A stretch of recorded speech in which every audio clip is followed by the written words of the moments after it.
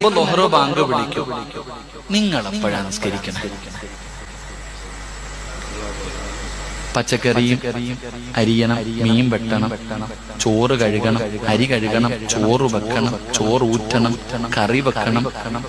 ഇതെല്ലാം കഴിഞ്ഞ് തിന്ന് കുളിച്ചു ഒരുങ്ങി ഒരു 3 മണിയാകുമ്പോ അൽഹംദുലില്ലാഹ് പോയി നിസ്കരിക്കും. നീ ഏത് മദ്ഹബാ? ഇന്ന സലാത്ത കാലത്ത് അലൽ മുഅ്മിനീന കിതാബം മൗഖൂത. പിന്നെ എന്തിനാ ആമിനാത്ത ഈ മോദിയും കിടന്ന് വിളിക്കണത്? നിനക്ക് 3 മണിക്ക് നിസ്കരിക്കാനാണെങ്കിൽ, നിന്റെ ജോലിയെല്ലാം കഴിഞ്ഞിട്ട് നിസ്കരിക്കാനാണെങ്കിൽ പിന്നെ എന്തിനാ ഈ വിളിക്കണം? അവിടെയാണ് നീ സൂക്ഷിക്കേണ്ടത്.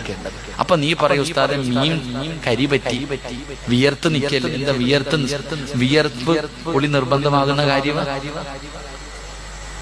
മീൻ ചെയ്തു, മീൻ വെട്ടിക്കൊണ്ടിരിക്കുമ്പോ ഇത്തിരി മീന്റെ വെള്ളം വീണു, കുളി നിർബന്ധമാകുന്ന കാര്യവാ? അത് കഴുകണം. ശരീരത്ത് വിയർപ്പുണ്ടോ? കഴുകണം. കയ്യും കാലും കഴുകിയിട്ട് ഓടിപ്പോയിട്ട് നിസ്കരിക്കണം. അല്ലാതെ ളുഹറും അസറും കൂടെ ഒരു ഒളുവിൽ പണിയുന്നുണ്ടല്ലോ, അത് വേണ്ട. ളുഹറും അസറും കൂടെ ഒറ്റ ഒളുവ്, ബാങ്ക് വിളിക്കാൻ സമയമാകുമ്പോ കുളിച്ചൊരുങ്ങി ഇങ്ങോട്ട് വന്നിരിക്കും, ആ ഒളുവിൽ തന്നെ അസറും കൂടെ നിസ്കരിച്ചിട്ട് ചായ അടിക്കും. അല്ലാഹുടെ പരലോകത്ത് നിന്നെ വിടുവോ അല്ലാഹ്? ഫവൈലുൽ ലിൽ മുസല്ലീൻ. നിസ്കരിക്കുന്നവർക്കാണ് വൈലെന്ന നരകം. അല്ലാഹു കാക്കുമാറാകട്ടെ. ബാങ്ക് വിളിച്ചു കഴിഞ്ഞാൽ തിന്നാനുള്ളത് അവിടെ കിടക്കട്ടെ. പോയി കയ്യും കാലും കഴുകിക്കോണം, ഒളുവെടുത്തോണം, നിസ്കരിച്ചോണം, പിന്നെ വന്നിട്ട് ബാക്കി ഉണ്ടാക്കണം, പിന്നെ കുളിച്ചോണം.